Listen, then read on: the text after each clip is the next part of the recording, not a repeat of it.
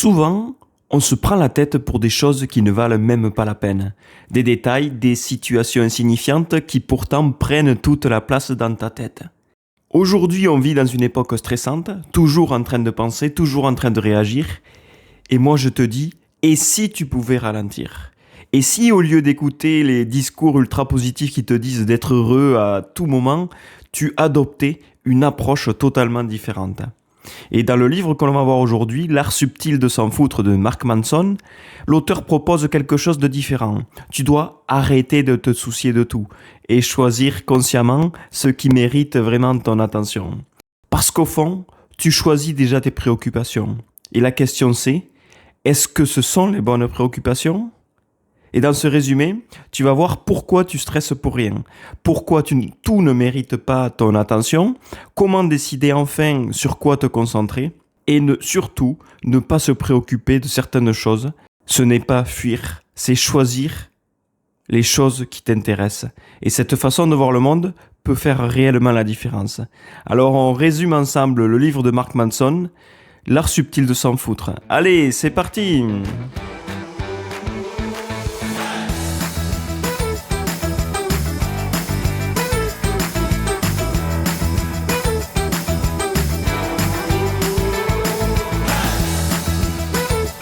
Bonjour et bienvenue dans ce nouvel épisode. Aujourd'hui, on continue avec un livre, mais pas comme les autres. C'est un livre qui bouscule, qui dérange un peu trop d'ailleurs, et surtout qui change complètement ta façon de voir les choses. C'est un livre que j'ai lu rapidement, parce qu'il est simple, direct, et surtout, il est très facile à appliquer. Et c'est sa force d'ailleurs, c'est la pratique. Pendant ou après cet épisode, je t'invite à tester ce dont on va parler ici.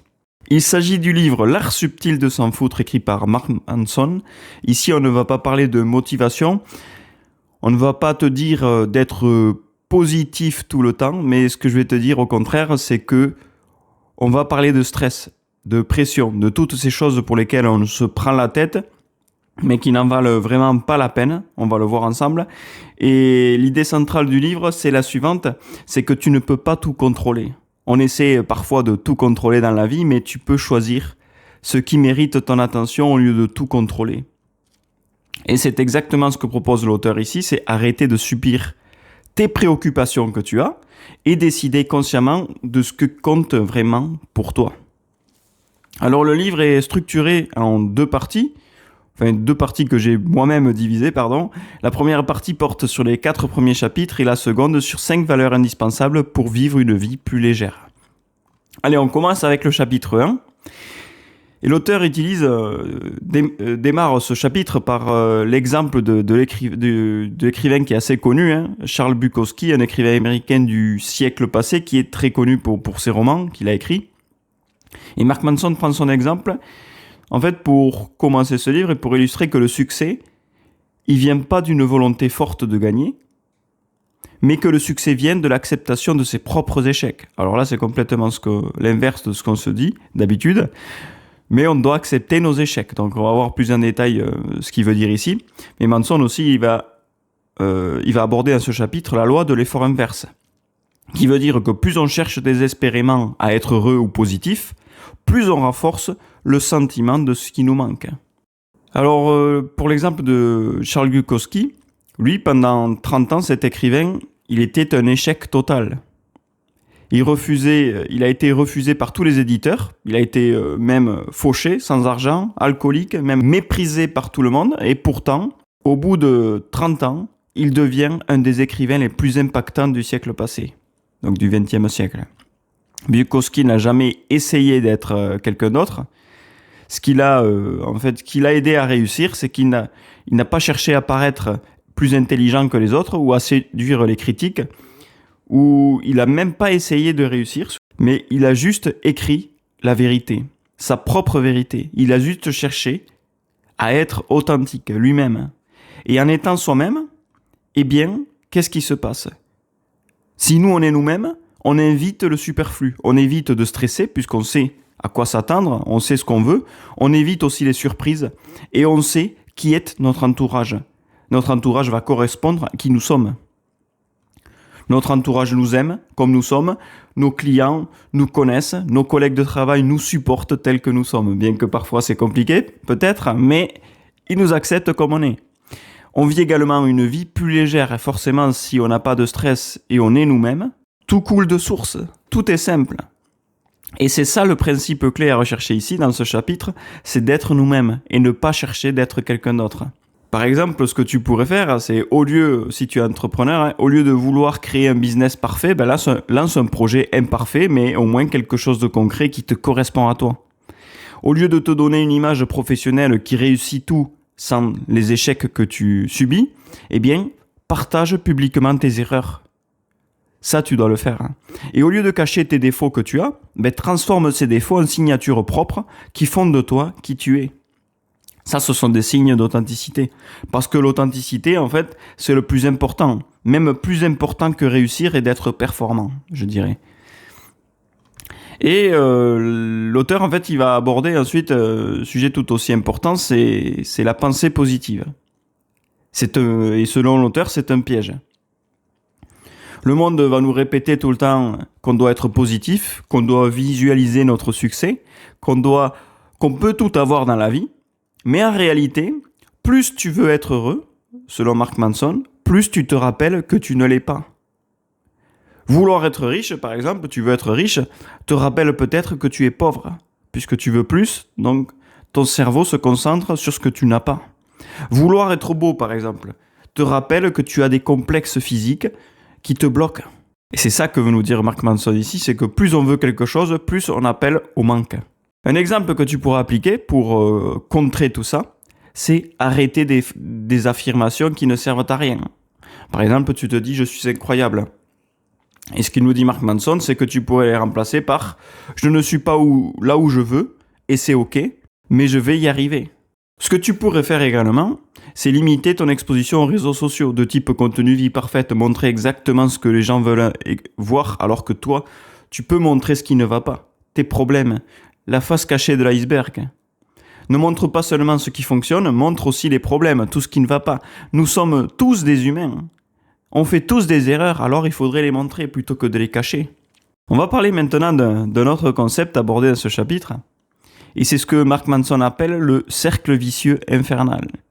Et en fait, ce cercle, il est simple, c'est plus tu es stressé, plus tu stresses d'être stressé, et plus tu te détestes parce que tu stresses.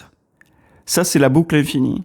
Et le problème ici, c'est que le problème, ce n'est pas l'émotion que tu ressens, mais le vrai problème, c'est ton jugement sur cette émotion.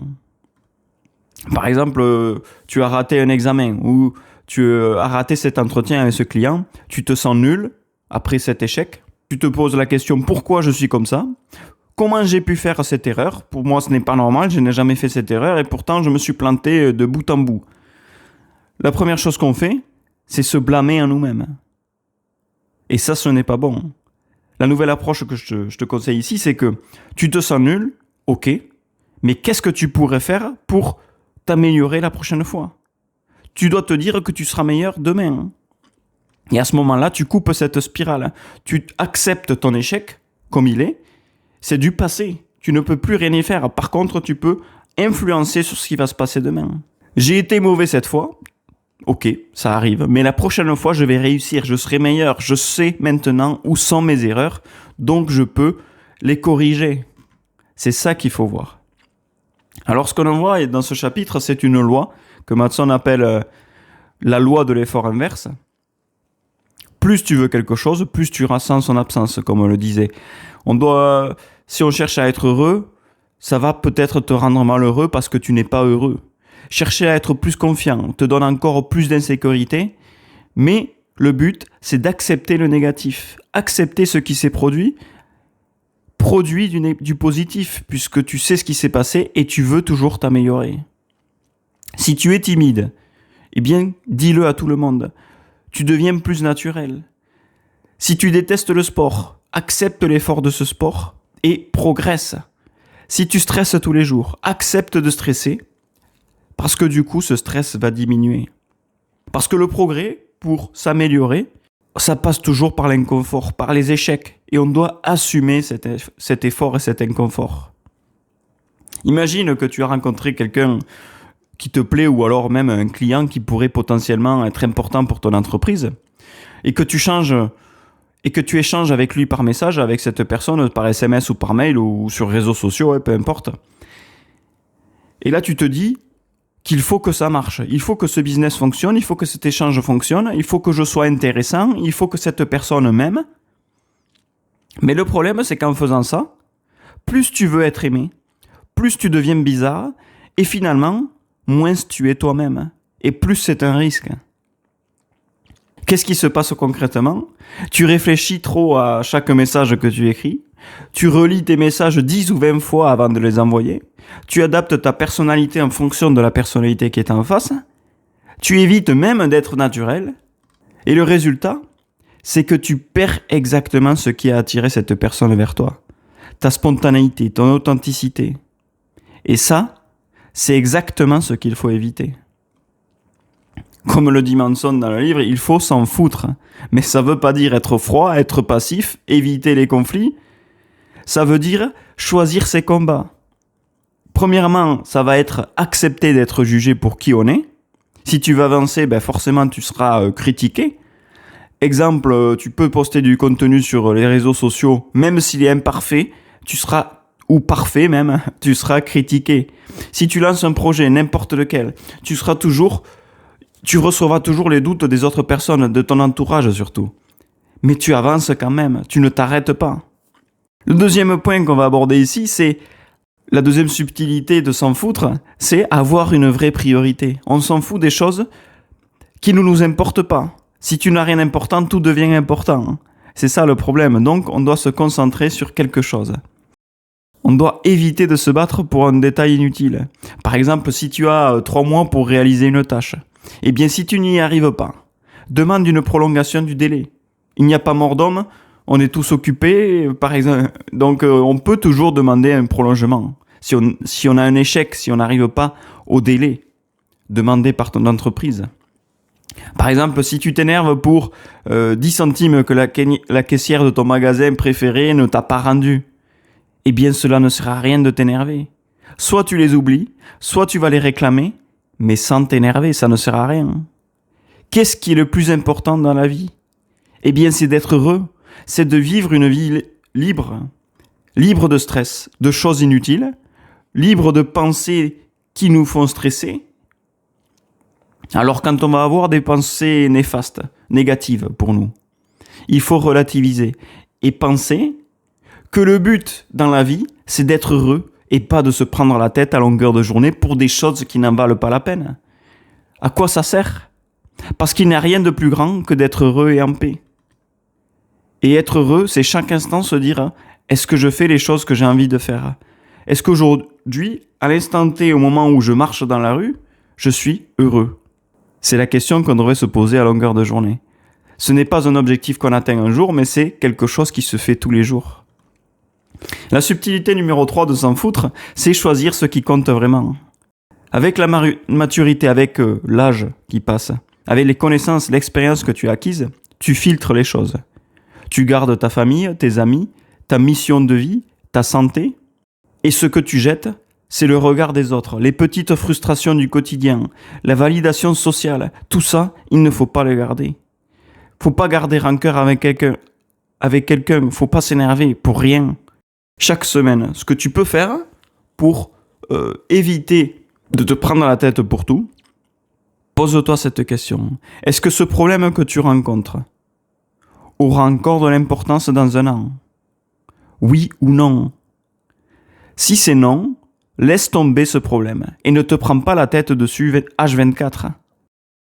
Ce qu'on a vu ici, c'est que tu as besoin d'arrêter de fuir la réalité, de fuir les problèmes qui ne servent à rien. Le vrai changement, c'est d'accepter nos défauts, nos erreurs, les problèmes qui viennent et qui ne nous impactent pas. Accepter l'inconfort, accepter de choisir ses propres combats et arrêter de jouer un rôle et être enfin nous-mêmes. C'est ce que l'on vient de voir ici dans ce chapitre 1. Et maintenant, on va passer au chapitre 2, qui nous dit que le bonheur est un problème.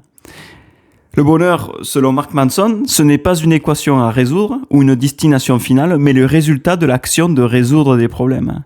La souffrance est présentée à ce chapitre, sous quelques formes, mais surtout comme un outil biologique, c'est-à-dire nécessaire, un outil nécessaire qui nous pousse à agir et à évoluer. Et Manson, dans ce livre, il commence par une histoire de Siddhartha Gautama, c'est un bouddhiste d'origine du Népal, pour montrer une vérité qui peut déranger certaines personnes, c'est-à-dire qu'il n'existe aucune configuration de vie sans souffrance. C'est-à-dire qu'on peut vivre toute notre vie, il y aura toujours de la souffrance. Même si on essaie de l'éviter, il y en aura toujours. Malgré une vie abondante que ce bouddhiste y vivait, dans l'histoire, le bouddhiste il devient prince. Il trouvait que sa vie était vide et inutile. Et en découvrant que dans le monde, il y avait beaucoup de maladies et de morts, à l'extérieur de son palais où il vivait, il a d'abord tenté l'extrême inverse, une vie de privation totale, pour ne pas prendre de risques, pour ne pas souffrir, pour éviter donc du coup cette souffrance qui l'entourait. Et après des années de faire ça, il a finalement compris que la richesse, comme la souffrance, sans but, si on n'a pas de but de vie, tout ça c'est inutile. On peut être riche ou on peut souffrir si on n'a pas de but dans la vie. Tout ça c'est inutile, ça ne sert à rien. Le prince devenu Bouddha par la suite a conclu que la vie entière est une forme de souffrance, que les riches souffrent de leur richesse et que les pauvres souffrent de leur pauvreté. Donc selon Mark Manson, comme on l'a dit, le bonheur n'est donc pas une équation à résoudre. Parce que l'insatisfaction, de base, elle est ancrée en nous. Et ce que cet exemple veut nous dire, du Bouddha qu'on vient de voir ici, c'est que si l'on vit une vie confortable, sans risque, on s'ennuie, on se vide, on perd le sens de la vie et pourquoi elle mérite d'être vécue. Et ça, c'est grave. Alors qu'une vie difficile, avec du stress, avec du manque, avec de la frustration, avec tout ça, nous motive à progresser chaque jour pour améliorer notre situation actuelle. Et ça, c'est intéressant, parce qu'on essaie toujours d'éviter les difficultés, mais au final, ce que nous dit Manson ici, c'est qu'il faut vivre une vie de difficulté pour s'améliorer, pour progresser chaque jour. Le Bouddha, en fait, ce qu'il découvre dans tout ça, c'est que ce n'est pas l'excès de plaisir, ni l'excès de privation qui fonctionne. La solution, c'est d'accepter la souffrance comme normale et lui donner une direction, un but. Pourquoi on souffre ? Pourquoi je m'endette pour avoir ma maison ? À quoi ça sert ? Pourquoi je travaille 70 heures par semaine ? Est-ce que ça sert à quelque chose que je souffre comme ça ? Quel est mon but derrière ça ? Et on doit se poser cette question tous les jours. Pourquoi on souffre ? Est-ce qu'on a un objectif fixé derrière tout ça ? C'est la question que je vous pose. Et je vous donne quelques exemples ici de personnes qui sont connues, qui sont passées majoritairement par des moments difficiles dans leur vie. Par exemple, Oprah Winfrey, que vous connaissez peut-être, qui a transformé un passé qui était traumatisant en réussite. Dans son enfance, elle était pauvre, elle a subi des violences, des abus, elle a été enceinte à 14 ans, puis son enfant est décédé. Tout ça, ça a été ses difficultés d'enfance. Et ensuite, elle a transformé tout ça en devenant une des femmes les plus influentes au monde, avec un empire médiatique. Elle n'a pas cherché à fuir sa douleur de l'enfance, mais elle l'a utilisée pour créer de l'empathie et connecter avec les autres. Et tout ça, elle l'a donné public, toute son histoire. Au lieu de la cacher, on pourrait la cacher pour se dire qu'on est parfait, elle a tout montré à tout le monde.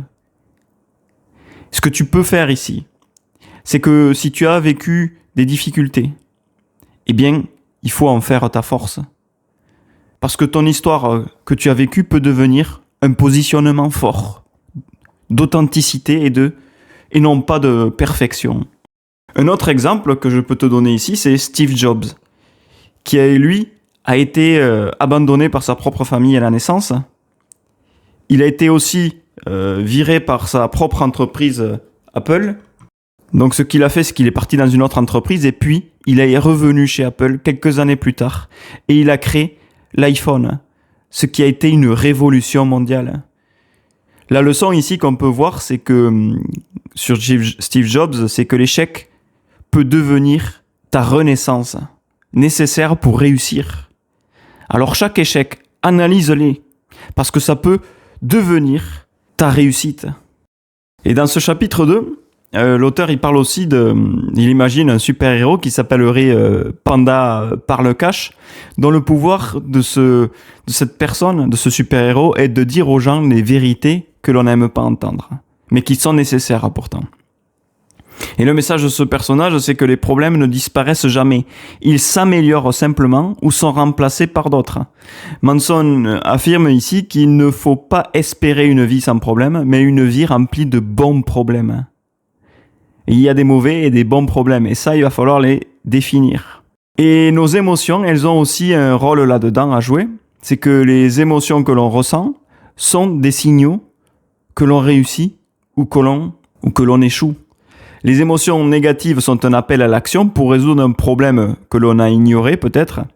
Les émotions positives, au contraire, sont une récompense pour une action correcte que l'on a fait. Et cependant, l'auteur ici prévient qu'il ne faut pas se fier aveuglement à ces émotions, car elles sont que des suggestions internes et non pas des commandements pour nous. Et donc on va approfondir un peu maintenant sur ce que l'on vient de se dire. On vient de se dire que la douleur n'est pas un bug informatique qu'on a en interne, mais c'est un système qui nous guide. La douleur physique, par exemple, nous dit qu'on a un danger immédiat. La douleur émotionnelle nous dit qu'on a un problème interne ou relationnel, par exemple. Et si on ignore cette douleur, on laisse empirer le problème. Par exemple, si tu es salarié et que tu t'ennuies constamment, peut-être que c'est parce qu'il te manque du challenge dans ton quotidien. Si tu es salarié et que tu stresses de manière chronique, c'est que peut-être tu es dans un environnement toxique qui ne correspond pas. Si tu es frustré, c'est peut-être que tes compétences sont sous-utilisées et que tu pourrais les mettre à profit d'une autre manière. Ce que tu peux faire ici, c'est analyser la douleur au lieu de la fuir. Qu'est-ce que ton émotion essaie de te dire ? Si par exemple tu as peur de vendre, peut-être que tu as un problème de confiance en toi ou de positionnement peut-être par rapport à ce produit que tu vends. Si tu subis des échecs répétés, peut-être que tu dois changer ta stratégie. Si tu te sens fatigué, peut-être que tu es mal organisé. Ce qu'on doit faire ici, c'est traiter la douleur que l'on ressent comme un feedback, pas comme un échec. Parce que c'est important, parce que souvent on se dit que l'on a échoué, et on ne va pas chercher plus loin. On ne cherche pas à résoudre l'équation de ce problème. Alors qu'au contraire, il faut se poser la question. Pourquoi j'ai échoué et comment je peux m'améliorer ? Parce que c'est important d'apprendre des erreurs que l'on a subies, que l'on a faites, des échecs que l'on a subis aussi. Cela nous permet de revenir plus fort et de surmonter le prochain échec que l'on va subir. Parce que oui, après l'échec, il y en aura un autre, et un autre, et un autre. Ça ne s'arrête jamais. Alors, ce que tu dois faire, c'est transformer chaque douleur en information à exploiter pour apprendre et ne pas repousser cette douleur et l'oublier. Il faut affronter chaque douleur. Parce que la douleur, eh bien, c'est un problème. C'est quelque chose que l'on doit résoudre. Et selon Mark Manson dans le livre, le bonheur, c'est de résoudre des problèmes. Le bonheur n'est pas quelque chose qui tombe du ciel, mais un travail que l'on fait tous les jours, que l'on réalise de manière continue.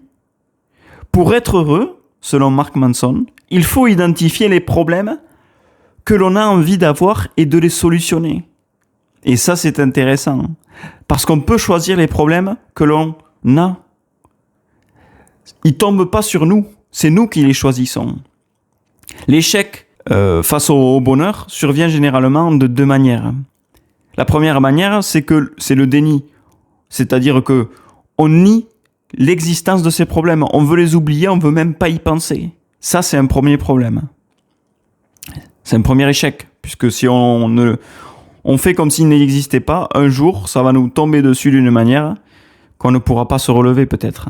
Le deuxième échec, c'est la mentalité de victime. C'est-à-dire qu'on va croire que l'on est incapable de résoudre ces problèmes et blâmer les autres ou les circonstances ou l'environnement qui nous entoure. Alors que c'est nous qui devons affronter nos problèmes et accepter qu'ils sont là. Contrairement à l'idée que l'on a d'habitude, selon laquelle on se dit qu'être heureux signifie ne plus avoir de problèmes, Et Mark Manson, ici, dans ce chapitre-là, il nous dit que la vie, c'est une suite infinie de problèmes. Résoudre un problème en fait apparaître un autre. Et c'est normal et même nécessaire. Comme on le disait tout à l'heure, les échecs s'enchaînent un après l'autre. Donc, finalement, être heureux, c'est être engagé dans des problèmes qui ont du sens pour nous. Ce n'est pas un état passif où on attend ce qui se passe, mais un processus dynamique, quotidien, proactif, en recherchant les problèmes plutôt que de les subir. On ne va pas attendre qu'ils arrivent. On va choisir nos problèmes et les affronter.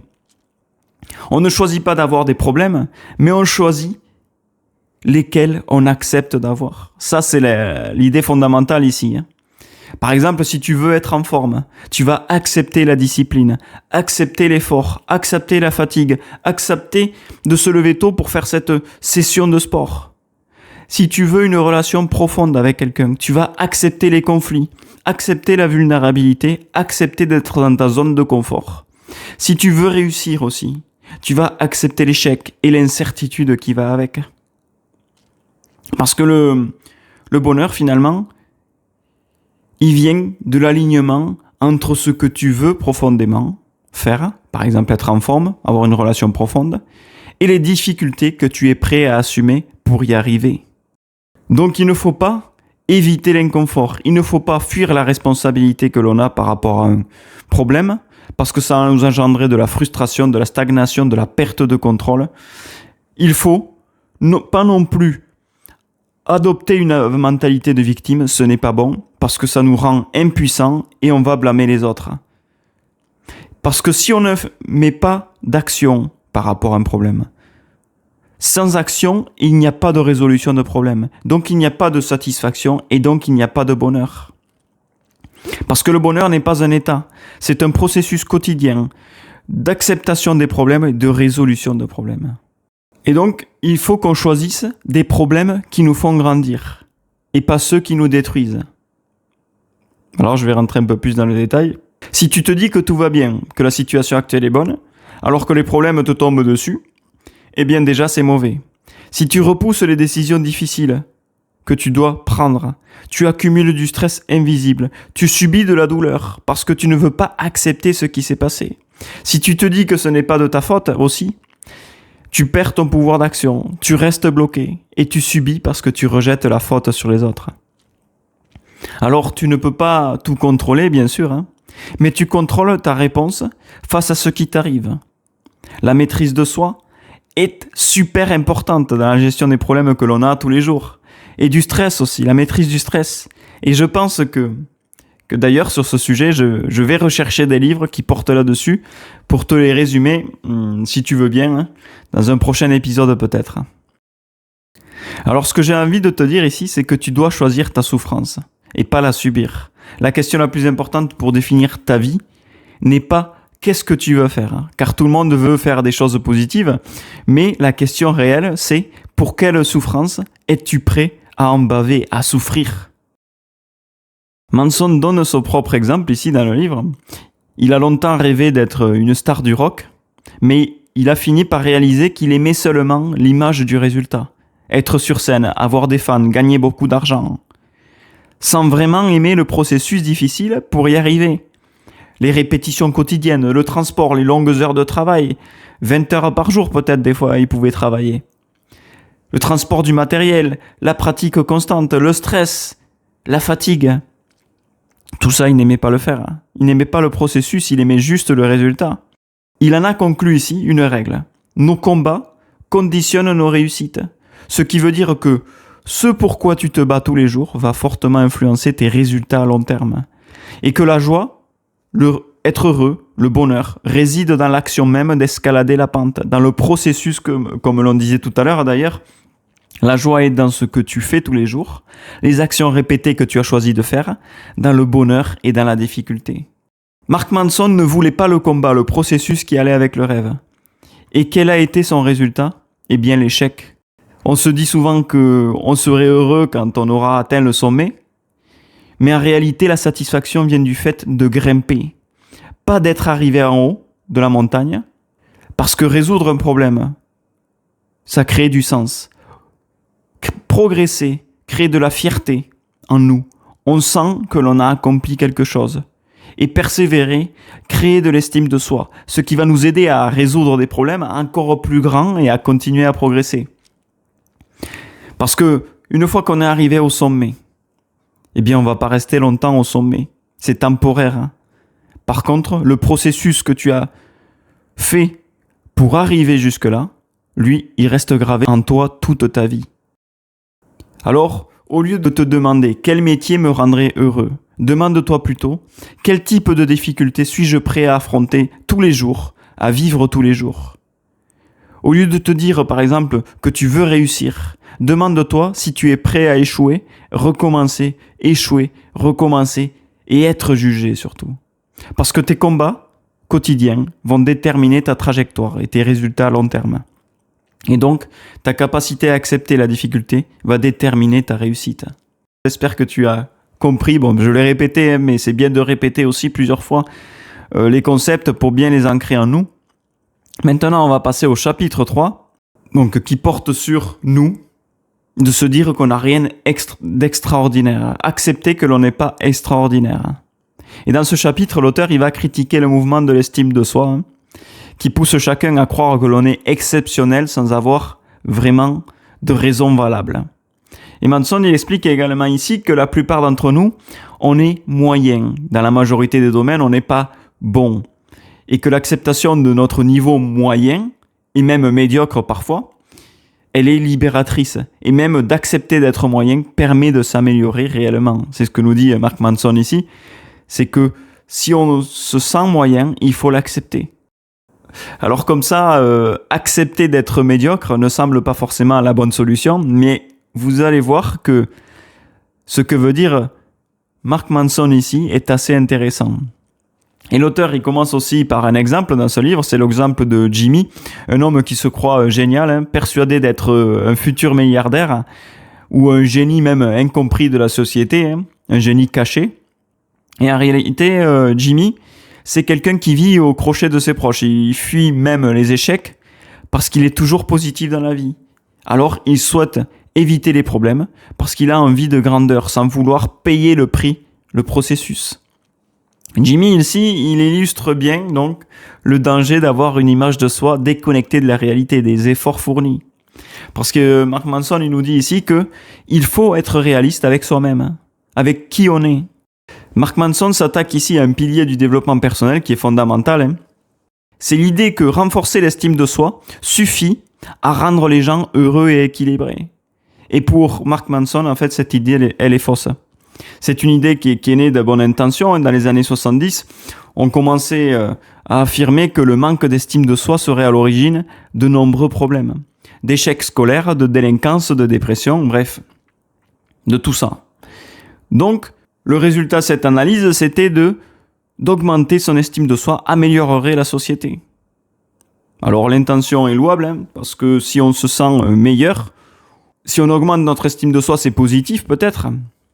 Mais selon Mark Manson, la mise en pratique a dérivé. C'est-à-dire que aujourd'hui, il y a même des concours où on reçoit un trophée même par la simple participation. Par exemple, si tu fais un Ironman, j'ai vu beaucoup de gens faire des Ironman, ils reçoivent tous une médaille pour être arrivés au bout. Mais est-ce qu'ils ont réussi à être dans les 3 premiers, par exemple, ou dans les 10 premiers? Eh bien non. Si tu reçois une récompense par une simple participation, peut-être que tu ne voudras pas t'améliorer la prochaine fois. Parce que si on est valorisé systématiquement, peu importe l'effort que l'on fournit ou le résultat, Marc, lui, il est contre cette méthode de fonctionnement. Quel est le message qu'on nous fait passer en nous récompensant sans rien faire? Ou alors en nous récompensant juste pour participer? C'est que tu es génial quoi que tu fasses. Et ça, c'est pas bon.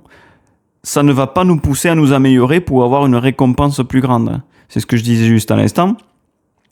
Et dans certaines écoles même, dans certaines universités, il y a des notes artificiellement élevées.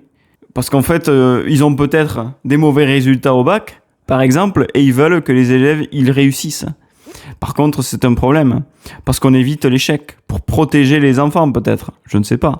C'est aussi peut-être pour augmenter le niveau d'obtention de certains examens, peut-être, comme je l'ai dit. Et le résultat, c'est que ça crée une déconnexion entre la performance réelle fournie et la perception de soi. Puisque si on a eu un résultat, on pense qu'on est supérieur, alors qu'on n'a pas fait l'effort nécessaire pour y arriver. On n'est peut-être pas au niveau du résultat que l'on a obtenu. Et ça, c'est pas bon du tout, hein.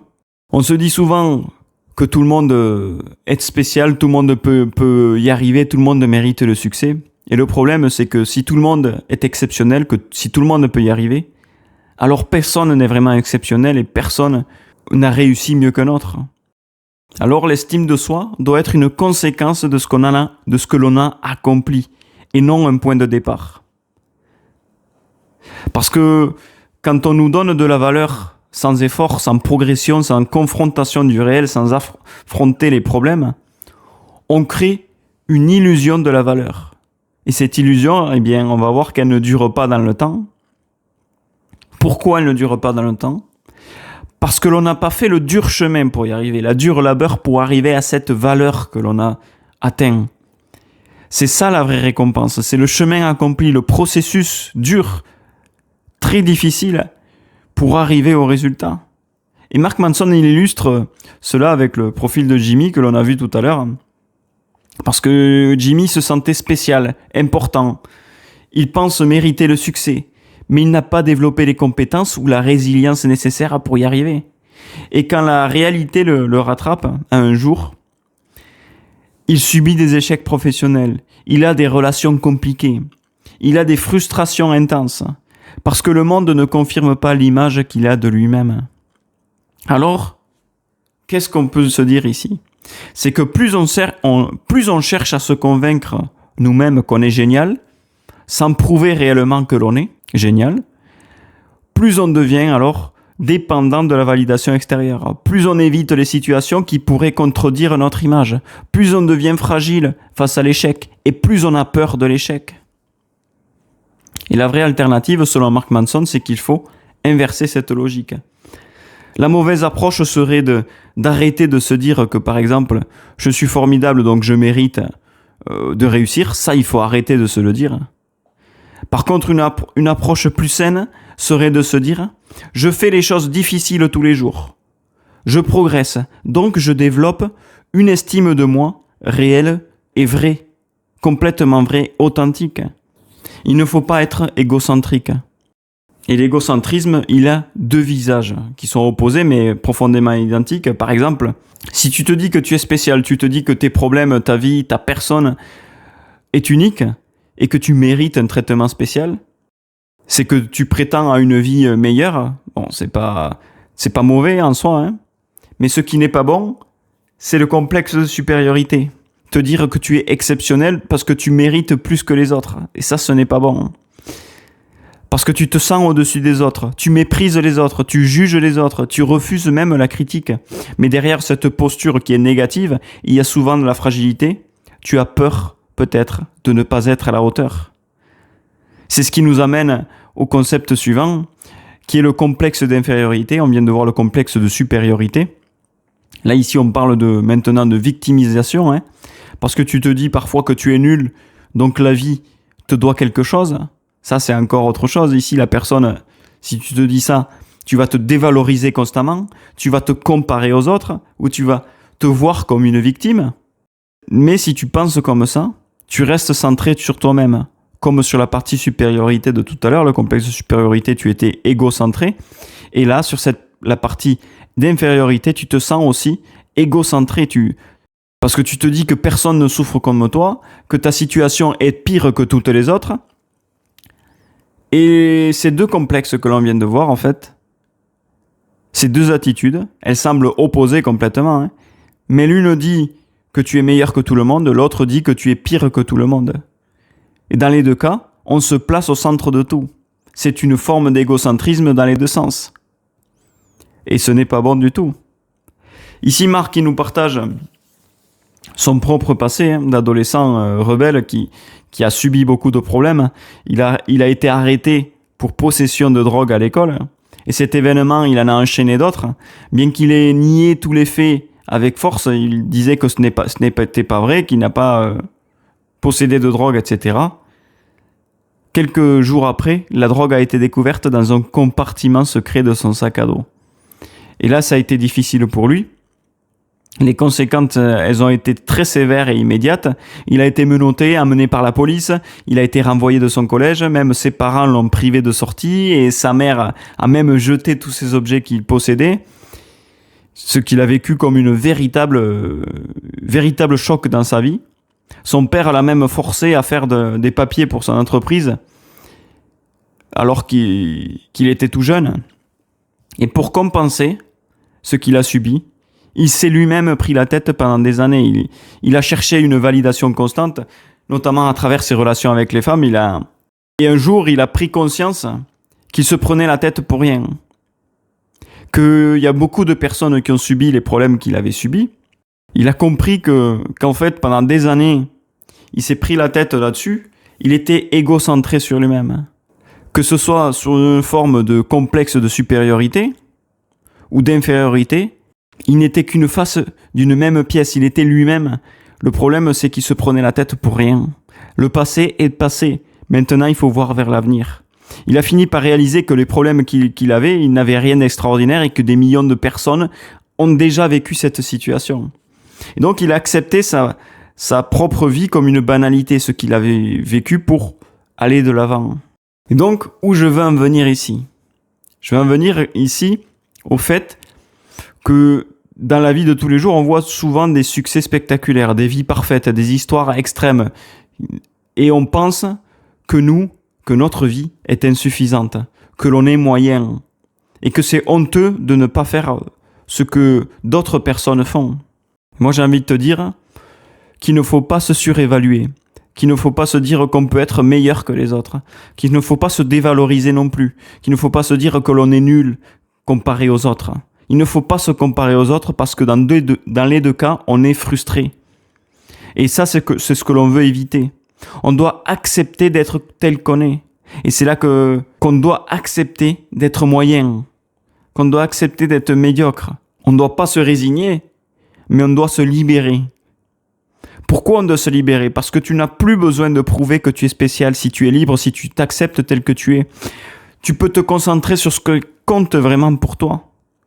Tu avances sans pression, externe ou interne, parce que souvent on se compare aux autres et ça nous donne de la pression et ça, on va l'éviter. Pour devenir excellent, si tu as envie d'être excellent dans ton domaine, le vrai chemin, c'est celui-là. Ceux qui deviennent vraiment excellents ne cherchent pas à être exceptionnels. Ils acceptent d'être mauvais au début, mais ils travaillent progressivement tous les jours. Ils s'améliorent de 1% tous les jours. Ils s'améliorent tous les jours avec constance. Ça, c'est le but. Le moteur des personnes qui réussissent, ce n'est pas l'égocentrisme, mais le processus, le chemin, le travail est dur. La conclusion que j'ai envie de te donner ici, c'est que la supériorité ou l'infériorité, c'est un piège. C'est l'égocentrisme. Le besoin d'être spécial, le besoin d'être exceptionnel va te créer de la souffrance et de la frustration. Et ça, ce n'est pas bon non plus. Donc on doit accepter d'être normal, parce que ça va nous créer de la liberté, ça va nous laisser l'espace pour progresser. Parce qu'on n'a pas besoin d'être extraordinaire pour vivre une vie qui a du sens pour nous. On doit juste accepter qui on est, nos forces, nos faiblesses, et accepter aussi le dur chemin qui va avec, que l'on a devant nous, pour arriver à atteindre l'excellence que l'on recherche. C'était le chapitre 3, et on va passer maintenant au chapitre 4 qui porte sur la valeur de la souffrance. Puisque la souffrance, elle est inévitable, la question essentielle est de savoir pourquoi on souffre. Et dans ce chapitre, Manson il propose d'évaluer notre vie selon les valeurs cool, comme il dit ici. C'est des valeurs basées sur la réalité, des valeurs constructives, des valeurs qui sont contrôlables, plutôt que de vivre sur des valeurs qui ne servent à rien, par exemple des superstitions, des valeurs destructrices ou encore incontrôlables. Et dans ce chapitre, Mark il aborde l'histoire de Hiro Onada. C'est un soldat japonais qui a continué à mener la guerre même quand elle était finie, seul dans la jungle aux Philippines. C'était la guerre au Japon en 1974. Pendant 30 ans, Hiro Onada il s'est battu, même après la fin de la guerre, de la Seconde Guerre mondiale, refusant de croire à la reddition, à la capitulation du Japon. Il a refusé de croire ça, il s'est battu toujours dans la jungle. Et Onada, il a enduré des conditions extrêmes par loyauté envers son empire, son pays, qui n'existait plus. Et au bout de 30 ans, il a décidé de rentrer au Japon, en 1974. Il fut dévasté quand il a découvert que son pays était devenu un pays de consumérisme, que son pays a abandonné les valeurs de sacrifice pour lesquelles lui il s'était battu pendant la guerre. Et sa souffrance qu'il a subie pendant 30 ans a perdu tout son sens. Il s'est rendu déprimé même, qu'il ne l'avait. Et au retour au Japon, il était déprimé de voir ce qui s'était passé.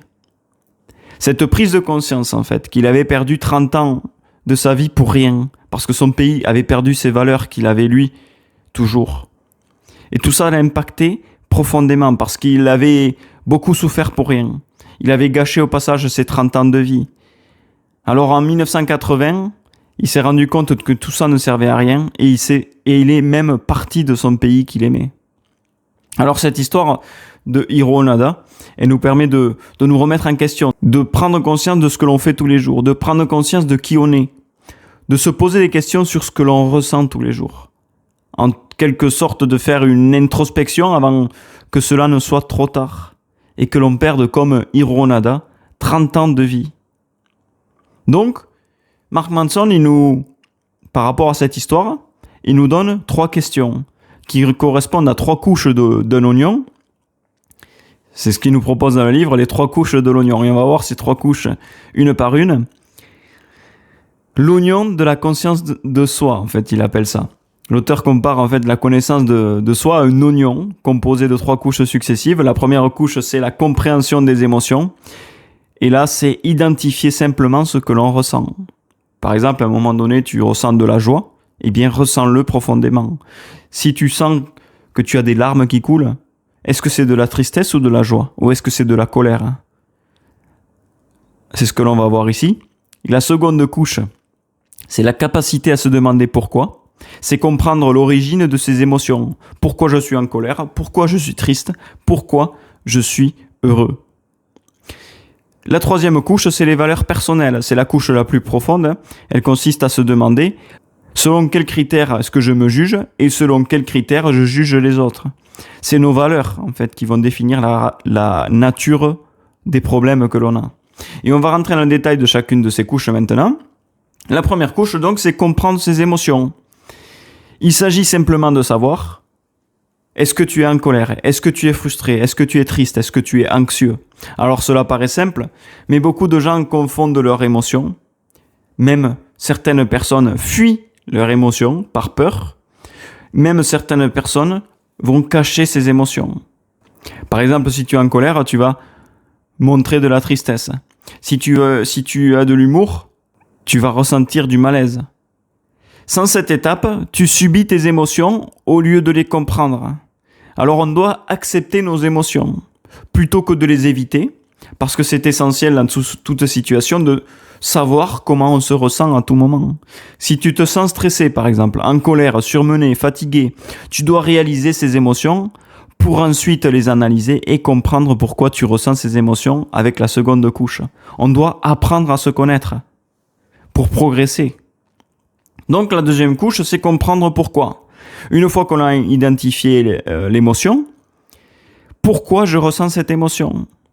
Exemple, je suis en colère parce que je me sens pas respecté. Je suis anxieux parce que j'ai peur d'échouer. Ou encore, je suis jaloux parce que je me compare aux autres. Mes résultats sont moins bons que les autres. Ici, tu passes de la réaction automatique que je suis en colère à une recherche de la compréhension des mécanismes et de comment fonctionne cette émotion, de pourquoi cette émotion est là. Ça, c'est important. On passe maintenant à la troisième couche de l'oignon, c'est les valeurs. C'est la couche la plus profonde, la plus importante. C'est la vraie question que l'on va se poser ici, c'est la suivante. Sur quoi se base mon jugement de moi-même et des autres? Et là, on va parler de valeurs. Est-ce que je me juge sur la réussite, sur le regard des autres? Est-ce que je me juge sur l'argent, sur l'honnêteté, sur l'effort que je fournis? Et pourquoi les valeurs changent tout? Parce que tes valeurs, elles vont déterminer ce qui te rend heureux, ce qui te fait souffrir et les problèmes que tu rencontres. Par exemple, si ta valeur, c'est être aimé de tous, alors peut-être que tu souffres du rejet des autres. Si ta valeur, c'est de progresser, peut-être que tu vas accepter l'échec. C'est une même situation, mais avec une expérience complètement différente. Tu vas ressentir une émotion, tu vas comprendre pourquoi elle existe, et tu vas te poser la question, quelle valeur j'associe à cette émotion ? Et Manson, il insiste sur un point clé ici, c'est que parfois on a certaines valeurs qui sont toxiques, des valeurs qui sont extérieures, incontrôlables, et sont souvent socialement destructrices. Le plaisir superficiel, par exemple. C'est pour certains une priorité qui mène souvent à l'anxiété et à l'instabilité. La réussite matérielle, c'est aussi une valeur toxique, parce qu'une fois que les besoins de base sont comblés, selon l'auteur, selon Mark Manson, la réussite matérielle n'augmente plus le bonheur. C'est-à-dire que la réussite matérielle n'apporte rien de plus. Avoir toujours raison aussi, c'est une valeur toxique. Ça va t'empêcher d'apprendre de tes erreurs. Et ça, ce n'est pas bon non plus. Rester positif quoi qu'il arrive. Mark Manson aussi dit que c'est une valeur destructrice. Parce que ça va te conduire au déni, à l'oubli, à fuir les problèmes que tu as. Tu vas faire peut-être, si tu restes positif quoi qu'il arrive, tu vas peut-être faire abstraction de la réalité, de ce qui t'arrive, et tôt ou tard, on se retrouvera face à un mur. Et ces valeurs que nous venons de voir ici, eh bien, elles créent de l'anxiété, de la frustration et de la dépendance. Ce sont des valeurs qui ne nous amènent pas à la réussite, mais à l'illusion que l'on réussit. Alors, au contraire, il y a des valeurs solides, des valeurs cool, comme le dit l'auteur ici dans le livre. Elles sont internes, ces valeurs, immédiates et contrôlables. Par exemple, l'honnêteté, ou encore l'innovation, la vulnérabilité, le respect de soi, la curiosité, l'humilité, l'effort, l'amour, la persévérance. Ces valeurs, elles dépendent de notre propre comportement et non des facteurs externes ou de l'opinion des autres. Donc, elles sont contrôlables. On peut savoir, on peut maîtriser ces valeurs. Et ça, c'est important. Parce que ces valeurs, elles vont nous rendre stables, plus libres, plus résilients face à un obstacle, persévérants pour continuer à progresser. Elles vont nous donner aussi de l'humilité. Et selon Mark Manson, le développement personnel consiste en réalité à prioriser des meilleures valeurs. Si on choisit des critères d'évaluation sains, c'est-à-dire des valeurs qui portent sur des valeurs saines, comme celles que l'on vient de parler juste à l'instant, on se confronte à de meilleurs problèmes, à des problèmes que l'on recherche, ce qui va améliorer directement notre qualité de vie. Donc on vient de voir la partie 1, et dans la partie 2, on va voir les 5 valeurs fondamentales essentielles pour notre vie. Mais ce que l'on vient de voir ici, dans cette première partie, c'est que pour aller mieux, tu ne dois pas chercher à avoir moins de problèmes. Tu dois choisir de meilleurs problèmes. Et dans cette première partie, l'art subtil de s'en foutre de Mark Manson, on a posé les bases. Donc, que tout commence par ta manière de voir la vie. Tu dois te poser les bonnes questions. Est-ce que ce qui te préoccupe aujourd'hui en vaut vraiment la peine ? Est-ce que tu choisis tes combats du quotidien ou est-ce que tu les subis ? Ou est-ce que quelqu'un d'autre les choisit pour toi, tes combats ? Parce que si tu ne choisis pas ce qui compte pour toi, quelqu'un d'autre le fera à ta place. Et tu finiras par te perdre dans des choses inutiles qui ne t'importent pas. Ensuite, on a vu qu'on doit comprendre une chose essentielle, que si l'on veut être heureux à tout prix, cela va nous rendre malheureux. Plus tu vas éviter les problèmes, plus tu leur donnes du pouvoir. Avec cette approche que l'on a vue dans cette première partie, tu peux accepter l'inconfort au lieu de le fuir. Tu vas aussi, ce que tu peux faire, c'est que tu vas arrêter de courir après une vie parfaite. Tu vas te concentrer sur ce qui a réellement du sens pour toi. Et ça, c'est un vrai changement, parce que souvent, on cherche le manque, on cherche la perfection, mais ça nous concentre sur ce qui nous manque. Et ça, ce n'est pas bon. Mais tout ça, ça demande du courage, ça demande d'accepter la réalité telle qu'elle est, ça demande d'accepter d'être médiocre ou moyen, et c'est surtout, ça demande de lâcher beaucoup de choses que l'on veut garder, mais aussi, moins chercher à être parfait, moins vouloir plaire aux autres, moins vouloir plaire à tout le monde, plus assumer les choix que l'on prend tous les jours. Ce sont des décisions que tu dois prendre aujourd'hui et elles vont tout changer. Même si aujourd'hui tu te sens encore perdu, si tu changes ta façon de voir les choses, si tu acceptes tes limites, si tu acceptes d'être moyen, et surtout si tu appliques ce que l'on vient de voir ici, alors je pense que tu peux déjà transformer ta manière de vivre. Parce que ceux qui sont plus sereins, ceux qui réussissent, ne sont pas différents. Ils se préoccupent simplement de choses différentes, de choses qui leur importent vraiment. Alors, j'espère que cette première partie t'a apporté de la valeur. Et dis-moi ce que tu en as pensé en commentaire.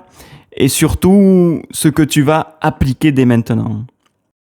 Allez, on se retrouve très vite pour la suite de cet épisode.